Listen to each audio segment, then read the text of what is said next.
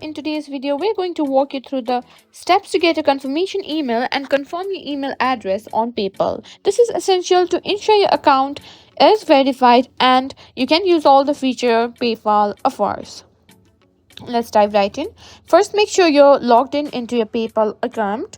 If you're not logged in yet, go to www.paypal.com and enter your credentials. Once you're on your home page, once you're on your home page, hover over to the profile icon in the top right corner and click on account settings. Next, in the account settings menu, select personal info.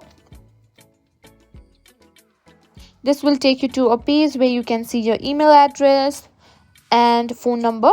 Here you can see your current email address linked to your PayPal account. To add a new email address or verify an existing one, click on Update next to email.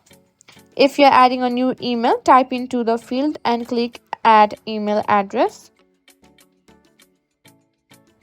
Now, after you've added or selected the email you want to confirm, PayPal will send a confirmation email to that address.